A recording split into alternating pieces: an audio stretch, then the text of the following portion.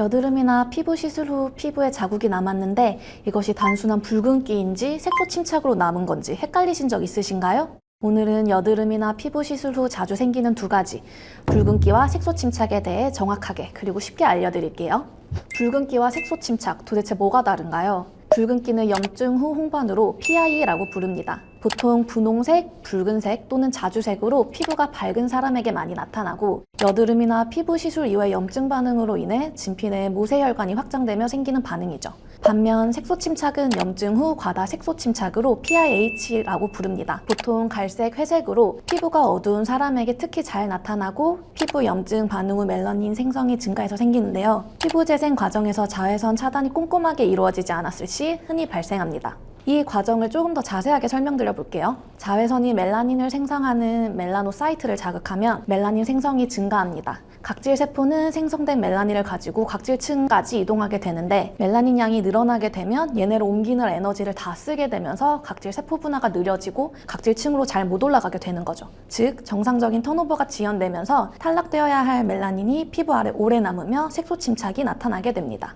그렇다면 새살침 이후 남은 자국들은 이 중 무엇일까요? 새살침은 진피 내 혈관 자극을 통해 염증 반응을 유도하면서 조직 재생이 일어나고 새살이 차오르는 원리입니다. 따라서 시술 직후부터 재생이 완료되어 본래 살색으로 돌아오기 전까지의 피부 자국은 진피 내 혈관이 확장되어 재생이 이루어지고 있다는 증거인 PI라고 볼 수 있습니다. 새살침 이후 어떤 사람은 붉은기가 빨리 빠지고 어떤 사람은 오래 가기도 하죠. 보통 피부 장벽이 약해서 염증 반응이 다른 분들보다 더 심하게 나타나는 경우거나 흉터가 깊은 층까지 자극을 주는 경우에 염증 매개 물질이 더 많이 분비되고 신생 혈관 증식이 더 많이 활성화되어 오래 가기도 합니다. 또 혈관이 많은 턱과 볼이 포함된 유존의 시술을 받은 경우에 붉은기가 오래 남습니다. 환자분들이 자주 하시는 말씀 중 하나가 붉은기가 색소 침착으로 변한 것 같다입니다.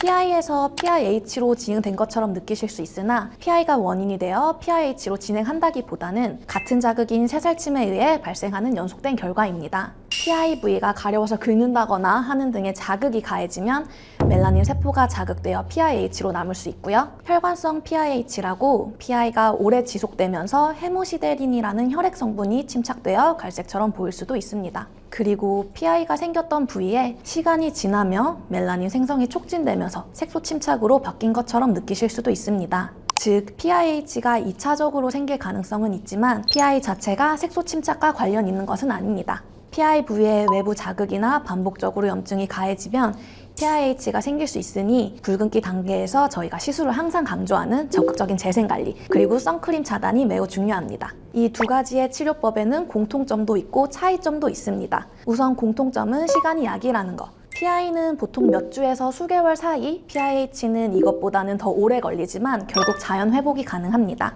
현재까지 나온 치료 방법은 즉각적이고 획기적이라기보다는 더 악화되는 것을 막고 지연되지 않도록 하는 보조적인 개념이라고 보시면 돼요. 두 개가 발생하는 원인이 다른 만큼 치료 방법은 다르게 접근해야 하는데요. PI는 피부의 재생 속도를 올리는 방향으로 저출력 RF, LED 재생 관리, 크라이오 등의 냉각 치료, PDL이나 IPL 같은 혈관 레이저, 병풀, 판테놀, 나이아신마이드 등이 포함된 재생 크림 등의 방법으로 치료를 해야 하고 PIH는 미백과 색소 치료를 진행해야 합니다. 자외선 차단은 필수이고요. 피코 레이저나 토닝 레이저 등의 색소 레이저, 표피 턴오버를 촉진하는 필링이나 도포제 사용, 미백 성분이 포함된 제품을 이용하는 등의 방법이 있습니다. 오늘 PI와 PIH에 대해 설명해 드렸는데 지금 시청하시면서 내 피부에 있는 게 그래서 무엇인지 간단히 구분할 수 있는 방법을 알려드리겠습니다. 먼저 붉은색이냐 갈색이냐 색상으로 구분하는 게 가장 쉽고요. 헷갈린다면 자국을 손으로 꾹 눌렀을 때 색이 옅어지면 PI, 그대로면 PIH일 가능성이 높습니다.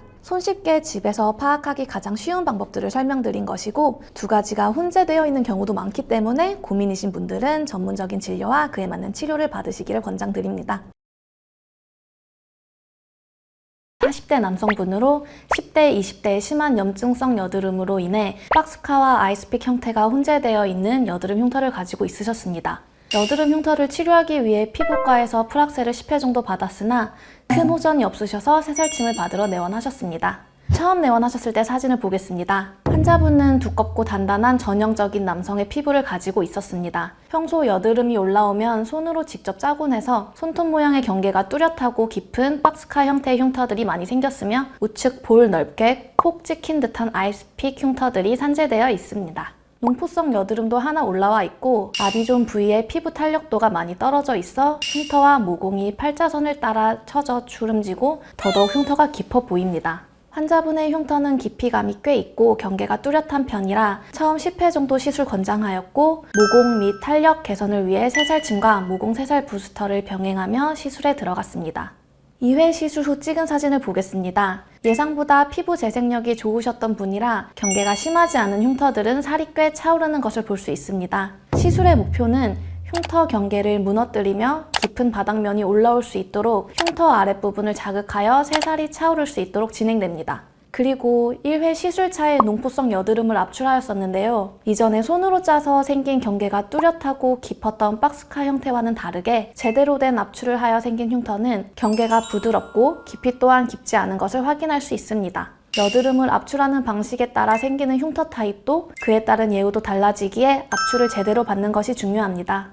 3회 시술 후 사진을 보겠습니다. 뚜렷했던 흉터의 경계가 무너져 흐릿하고 번진 듯한 모양으로 변하고 있는 것이 보입니다. 이렇게 흉터의 경계가 무너지면 새살이 더 많이 올라오는 것을 기대할 수 있고 실제로 깊었던 바닥면이 붉게 올라와 있는 것을 확인할 수 있습니다. 중후반 회차까지는 눈에 띄는 박스카 위주 흉터들을 개선시키고 피부의 전체적인 굴곡감을 고려하며 새살침 치료에 집중하였고 흉터 바닥면이 많이 올라온 이후에 모공 개선 및 피부 재생력을 위해 모공 새살 부스터 치료 비중을 올렸습니다. 9회차 시술을 마친 사진을 보겠습니다. 모공 새살 부스터를 통해 탄력이 없어 늘어져 있던 모공이 눈에 띄게 개선되었고 나비존 부위의 탄력 증가로 인해 팔자 주름을 따라 늘어져 있던 주름들이 사라졌습니다. 마지막 10회차 시술을 마무리한 사진을 보겠습니다. 6개월이 지나고 경과 확인을 오셔서 붉은기가 다 빠진 시점에서 흉터를 확인할 수 있었습니다. 더 이상 뚜렷한 경계를 가진 깊은 흉터는 보이지 않으며 늘어지고 큰 흉터처럼 보였던 모공도 피부에 탄력이 생기며 많이 개선된 것이 보입니다. 시술 전에는 흉터와 주변 정상 피부와의 단차가 심해 우측 볼이 울퉁불퉁하고 굴곡감이 심했지만 10회 시술이 마쳤을 때는 전체적으로 흉터가 많이 개선되고 단차가 많이 줄어 피부의 결이 훨씬 깨끗하게 보입니다. 여드름 흉터는 여러 개가 다양한 모양과 깊이로 밀집되어 있는 경우가 많아 각 흉터들의 특성을 고려하여 적절한 치료법과 자극으로 시술이 들어가야 합니다. 여드름 흉터로 고민이신 분들은 다양하고 많은 케이스들을 치료한 로담 한의원에 내원하여 편하게 상담 받아보시고 치료를 받아보시길 권해드리겠습니다.